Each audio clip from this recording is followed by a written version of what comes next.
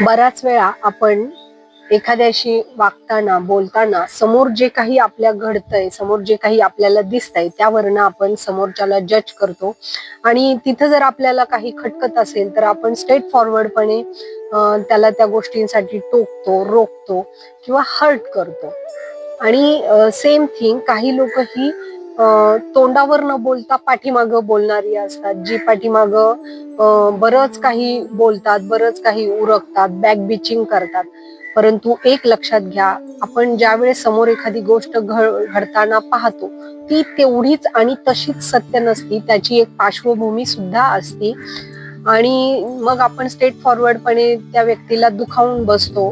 परंतु हे सगळं करताना आपली जी भावना तयार होत असती, आपली जी एनर्जी तयार होत असती ती अगदी खराब होत असती, ती अगदी खालच्या लेवलची असते आणि याचे साईड इफेक्ट हे आपल्यालाच 10x भोगावे लागतात. सेम थिंग जर तुम्ही बॅकबिचिंग करत असाल तर त्यावेळेसही तुमची भावना ही फार खालच्या थराची किंवा खालच्या लो एनर्जीची क्रिएट झालेली असते आणि त्याचेही आपल्याला 10x साईड इफेक्ट हे भोगावेच लागतात. सो स्ट्रेट फॉरवर्ड होऊनही कोणाला जज करू नका, कोणाला दुखवायला जाऊ नका आणि बॅक बिचिंग ही शक्यतो करणे टाळा, कारण याचे साईड इफेक्ट हे आपल्यालाच भोगायचे असतात. ठीक आहे फ्रेंड्स, बाय. श्री स्वामी समर्थ.